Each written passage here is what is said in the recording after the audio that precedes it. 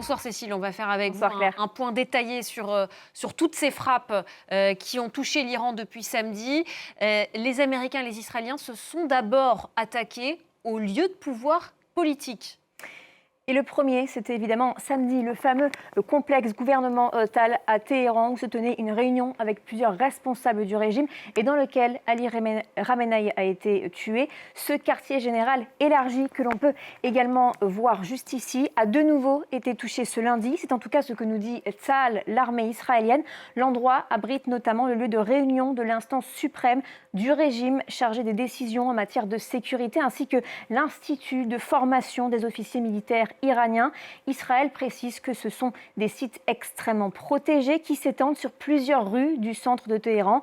Des frappes aussi ce mardi, regardez, à Qom, au sud de Téhéran, sur le bâtiment de l'Assemblée des experts chargés, vous l'avez dit, de nommer le prochain guide suprême. Donald Trump a aussi affirmé que la plupart des responsables iraniens auxquels les États-Unis pensaient pour l'après-guerre étaient morts.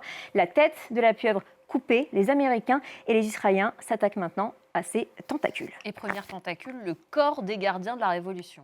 Oui, le centre de commandement des gardiens de la Révolution dans le nord de Téhéran a donc été ciblé par Israël une première fois. Ces images ont été fournies par l'armée israélienne, confirmées ensuite par le journal Le Monde. Au moins 2 bâtiments ont été détruits. Dimanche, le commandement militaire américain pour le Moyen-Orient publiait des vidéos du quartier général complet des gardiens de la Révolution, également détruit. Ce mardi, ils assurent avoir décimé d'autres installations de commandement. Certaines institutions sécuritaires, notamment du régime, ont été bombardées, notamment, comme on le voit ici, le commissariat principal de Téhéran. Et il y a aussi les bases militaires iraniennes qui ont été visées. Oui, depuis le début de l'opération Fureur épique, au moins 3 bases aériennes ont été visées. Regardez celle de Tabriz, qui est juste ici dans le nord du pays. Israël y a revendiqué la destruction de 2 avions de chasse. Le plus grand bâtiment de la base, certainement son QG, a été détruit. Plusieurs bâtiments et hangars abritant des aéronefs ont également été détruits à Konarak, qui est donc juste ici, ville côtière du sud du pays. Enfin, la base aérienne de Zahedan, qui est, elle, ici, située à une vingtaine de kilomètres de la frontière irano-pakistanaise, a également été ciblée. Parmi les bases navales, le port militaire de Bandar Abbas a, lui, été touché. Au moins 2 navires, dont un pétrolier, ont été soufflés. C'est une prise de taille, car déjà ce port militaire est contrôlé par les gardiens de la Révolution.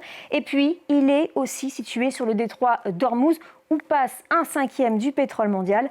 Autre installation militaire ciblée, la base Imam Ali, où au moins 8 bâtiments ont été détruits. L'armée américaine affirme d'ailleurs avoir détruit tous les navires de la marine iranienne dans le golfe d'Oman. Regardez cette publication sur X de l'US Navy.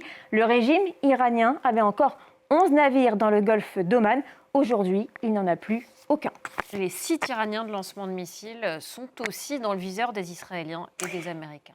Oui, à 10 km de la base de Tabriz, un important complexe, regardez, de stockage de missiles a lui aussi été frappé. La localisation de cette base est importante car elle est située dans le nord-ouest du pays et en fait c'est l'une des plus à même de frapper Israël. Pendant la guerre des 12 jours, en juin dernier, l'armée israélienne avait déjà bombardé le site, détruisant plusieurs bâtiments. Depuis, des travaux de reconstruction avaient commencé. Selon l'armée israélienne, au lendemain du début de l'opération, la moitié des stocks de missiles de l'Iran avaient été détruits. Ce mardi, l'armée israélienne a frappé, regardez, des sites industriels pour produire des armes et des sites de stockage de missiles à Téhéran, mais aussi à Ispahan. Enfin, l'opération s'attaque également au nucléaire. Le site d'enrichissement d'uranium de Natanz est largement endommagé. Et dans la soirée ce mardi, les Israéliens disent avoir frappé, regardez, un complexe nucléaire souterrain secret dans la capitale, donc Téhéran. Merci beaucoup Cécile Galuccio, c'était les clés de l'info.